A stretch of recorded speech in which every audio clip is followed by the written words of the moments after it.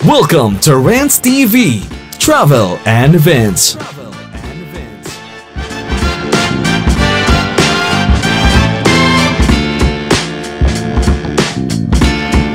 Andito naman po tayo ngayon guys sa Pasig River Esplanade, Phase 1C, dito sa Intramuros side. Samahan niyo po kung mamasyal muli sa ating world-class pasyalan at Yol of Vibes, handog ng PBBM admin para sa bayan. Napakaganda ng weather ngayon kasi walang ulan. Dito tayo mismo sa Grandstairs. Napakaganda, red carpet na lang ang kulang. Mas maganda siya tingnan pag walang mga nakatambay at nakaupo. Andito si Spider-Man ngayon, naka-black.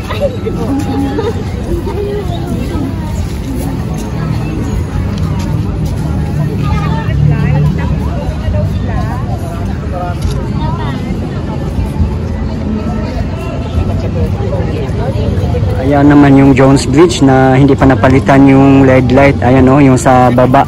Maraming nagko-comment sa previous video natin na parang putol daw yung Jones Bridge. Yun nga, medyo matagal na rin yan, ilang buwan na rin yan hindi pa napapalitan ang ilaw. Sana nga po mapansin ang management ng Jones Bridge para mas maganda tingnan at may mga lamppost din na hindi umiilaw. Ayan o, nakikita nyo naman po. At sa Binondo side din, yung LED light, putol din. Ayun naman ang napakagandang Binondo Intramuros Bridge. Dito yung alfresco dining. Ayan no, ang dami ng mga tao dito nakatambay. Dito po yung alfresco dining nila. Ayan no, at may video okayhan din dito. At may nag-comment din sa atin na hindi bagay yung video okayhan dito kasi maingay daw. Hindi bagay sa European vibes.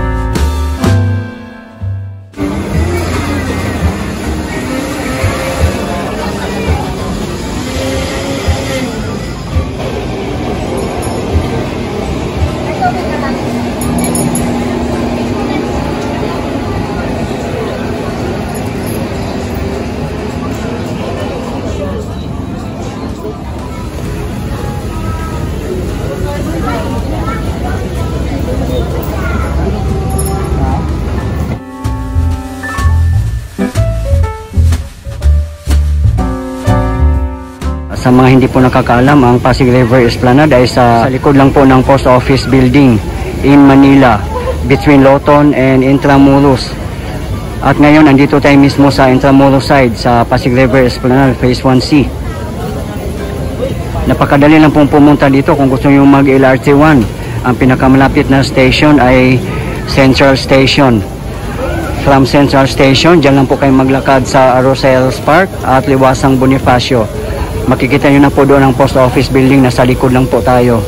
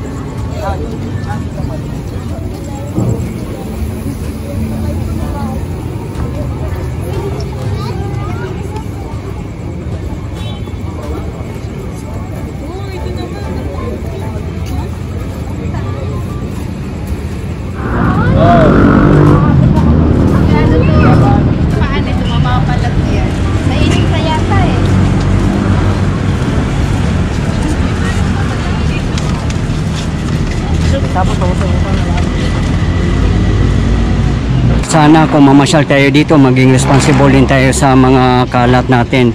Yun nga sabi, Clay Go, clean as you go.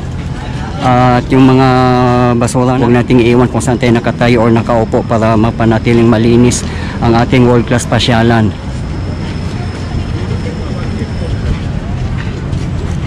Ayan, may mga foreigners na naman dito, mga black. Ayan.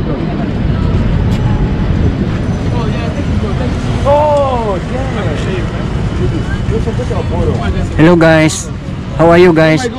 You're from which country? California. USA. USA. Oh, so welcome to the Philippines, guys. Thanks, man. Thank you. So what can you say about this place? It's really fun. Love the people. Yeah, we love the people here. That's so nice. Ah. Yeah. And someone just brought me a bottle when I forgot it in Intramuros. Ah, Really good. yeah. So how long do you stay here in the Philippines? One more week, yeah? Yeah, one more week. Ah, 1 more week. Okay, very good.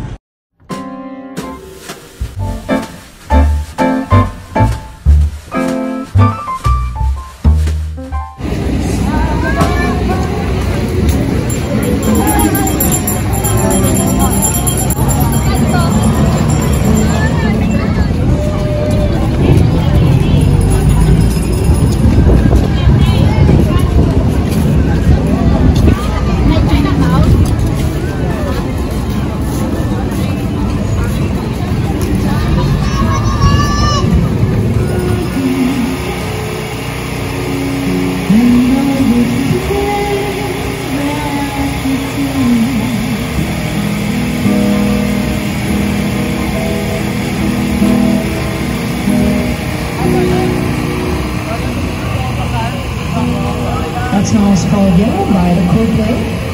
So hindi ko marinig yung yung audio ko, pero okay naman so far. Thank you so much for sending in the request. That was Yellow by Coldplay. And if ever you have any more songs that you'd like to sing, here in front, and just let me know, and actually we're gonna have it now. So for now, we're gonna sing four title songs of Love Now.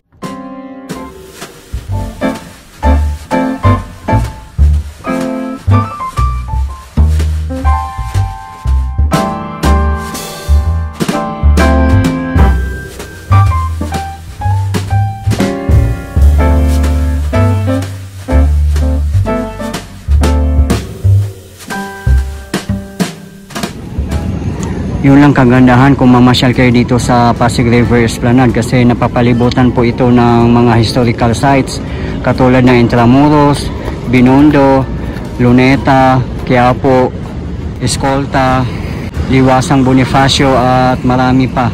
At pwede talaga siyang lakarin. Ito yung ramp na to, kung didiretsuhin natin to, ang exit ay Plaza Mexico at papuntang Intramuros. Diyan tayo dadaan mismo sa ilalim ng Binondo Intramuros Bridge. Dito naman ang Grand Stairs na ongoing pang pagpapaganda.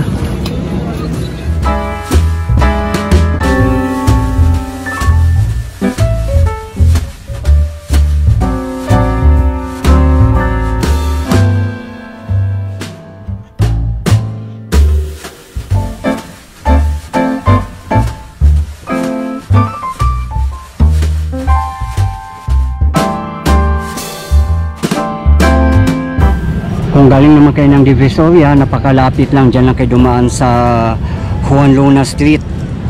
Napakalapit lang, isang kembot lang, makarating na kayo dito sa Pasig River Esplanade. At kung galing naman kayo dito, napakadali lang pumunta kasi pagbaba nyo ay Juan Luna Street na, Ongpin, Chinatown. Yan, isang kembot lang, napakadali lang pumunta dito. At kung gusto nyo mag-commute, marami namang mga nakaabang dito ng mga tricycle. At kahit mga kalesa, marami ding nag-aabang dito. Dadalhin kayo kung saan nyo gustong mamasyal. Lalo na yung Intramuros. Ayan dyan, oh, isang kembot lang. Marami din kainan dyan sa Intramuros.